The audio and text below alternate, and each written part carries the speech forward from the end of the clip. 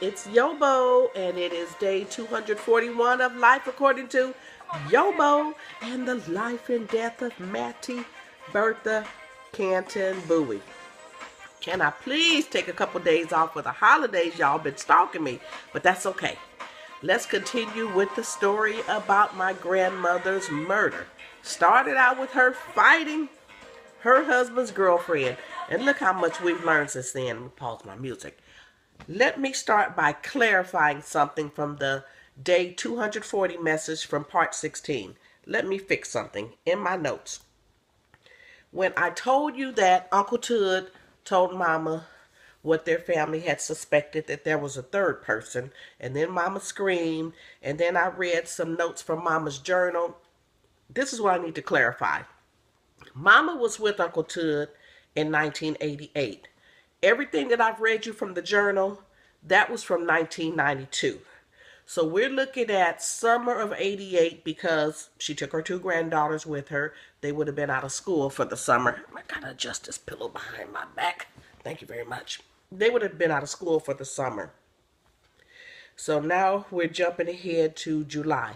4 years that she's been in therapy, that she's been working with the doctor, that he's having her at the point where she is comfortable writing her memories.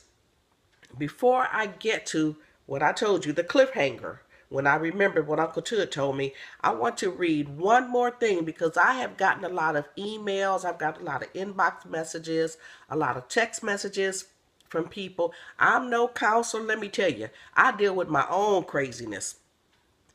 And I'm not in a position to counsel anyone. All I know is what I have learned from personal experience, and that when I was getting ready to kill somebody, not once, not twice, but 3 times.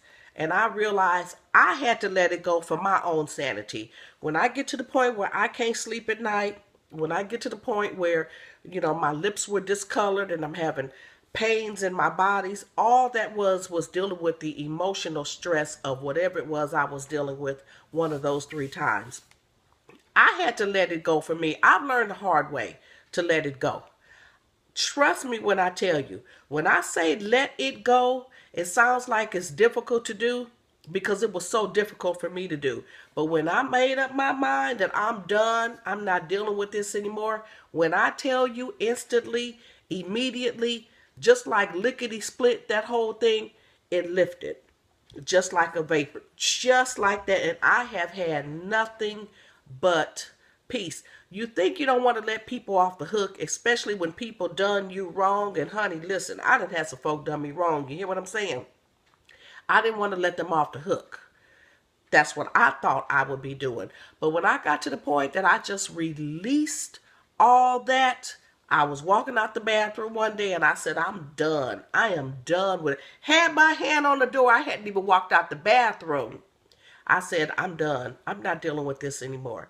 And when you say that, and when you really, really mean it, when you really, really mean it, when I tell you instantly, immediately, peace will take over. But it's up to you to get there. And the day that I released it, it took years for me to get to that point.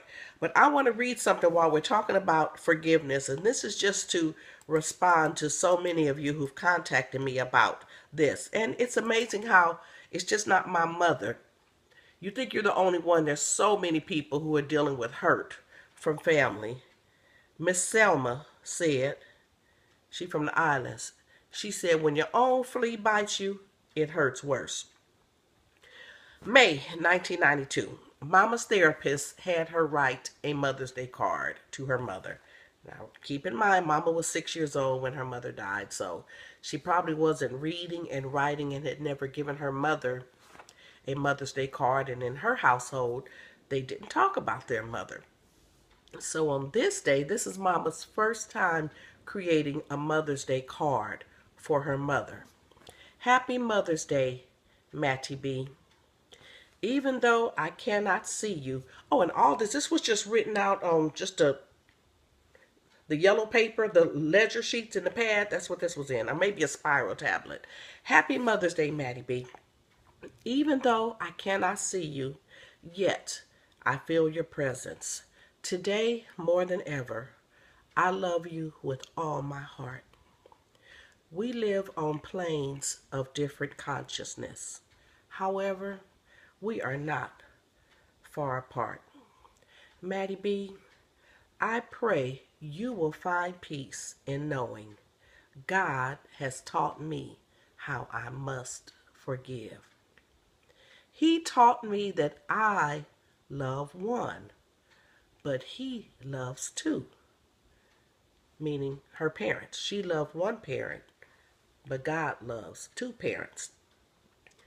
I must practice God's formula. In his presence I may live.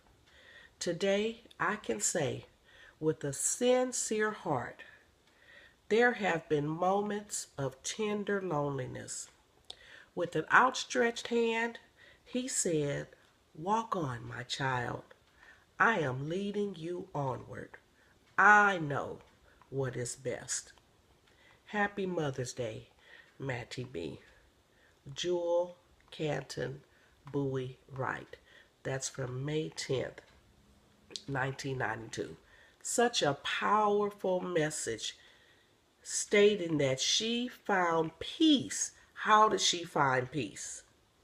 Knowing that God taught her that she must forgive. She's not letting anybody off the hook. She's just finding peace. Okay, I kept y'all hanging long enough. Let's go to Uncle Tud. I hope that helps somebody. My Aunt Helen had died. Aunt Helen was Mama's sister. We're switching reels. Excuse me. Eric had said Aunt Helen took the secret about Grandma Lula's death to her grave. And, we just all sitting around talking. And this was the Saturday night after her funeral and burial. We were at Aunt Helen's house. And when I got home later that night, I was thinking about it. And then all of a sudden, this was 2010, from 1993, all of it came back to my memory. I said, wait a minute. Uncle Tud told me something. He told me something and I wrote it. What was it he told me? I stopped. I knew where I kept all my stacks of writings because when I started doing the family research, this was the early 90s. Everything was in longhand in different books where I scribble it down, or maybe I meet someone and I write it on a sheet of paper and I stick the sheet of paper in with the little box where I kept everything else. I said, wait a minute. I got up, I went to the closet where I kept everything and I pulled the box out and I was just digging through it. I knew it was in there, going through notes. Something is in here. And I'm flipping pages and flipping pages. And then suddenly I found it. Golly. I wish I had it. Wait a minute. I think I transcribed it. Let me see. I think I transcribed part of it because I was looking at it. Hold on. Let's see if I can find it. See how much I can give you here. Stay right there. No. It ain't there. Hold on. Let me just see. Golly. I had it too last week because I wanted to give you this. Wait. Don't go. Stay right there. I can't find it. I have to go from my memory. Okay. Uncle Tud, when I asked him in 1993, this is 5 years after he told my mother the information that he shared with her. So when I asked him, surprisingly, he just opened right up and he talked about it. He said, well, if you ask me, she killed herself. And I thought, what? Wait a minute. I've heard a whole bunch of stories, but nobody ever told me anything about suicide. Shut your mouth. And I'm thinking, what? She killed herself, Uncle Tud? He said, yeah, she killed herself. She should have been home with her children instead of out beating up that woman. And I thought, okay, Uncle Tud, wow, you just went there. But when you think about it, he was the first one who ever really told the truth about it. She should have been home with her children. Then he told me, he said when McKinley came, he told me he was at his mother's house that night because he and Aunt Leachy were having their home built. Y'all should know that by now. And then when McKinley came, according to Grace, let me back up. He went to Uncle Bill's house first. Grace, who is the granddaughter of Uncle Bill, said Aunt Poe told her all he said was Matt was dead. He didn't say anything else. From there they go to Grandma Lula's house. That's when he told her the story. In my notes it said that McKinley and his brother was somewhere cutting some wood or wherever, and Alice was with them. The woman was with them. And Matt then walked up on them. And that's when the fight began. And then the next thing you know, she's dead. The question is, was he involved? Hell yeah, he was involved. I say that because if you standing right there, you didn't have to pull the trigger, you didn't have to take the knife and stab her, but you standing right there. It's like this, as I explained to my daughter. If I'm somewhere with my man doing something I don't have any business doing, and my husband creep up on us, and then the next thing you know, these two dudes are fighting. So I'm standing, no, oh, wait, stop, oh, no, what, oh, no, no. If I'm doing all that while they're going at it, and then the next thing you know, Frank Bozon ends up stabbed, Frank Bozon ends up killed. The bottom line is Frank Bozon ends up dead. And I'm standing right there. There is no way in the world you're going to tell my children I was not involved in it. Especially if I was standing right there. You witnessed the whole thing, McKinley. You standing up there while these two women are duking it out. Some people say that he held her down while the woman stabbed her. I don't know. But I will tell you this much. I know for a fact in my notes, he was there. That's what Grandma Lula did not want the children to know. There were 3 people there. Whether he stabbed her or not, he was there.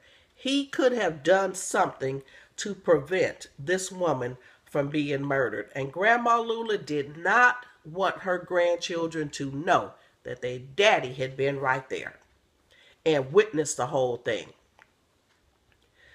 Another thing, I don't believe Grandma Lula really wanted her family to discuss it because her 2 sons were hot. They were hot-headed anyway.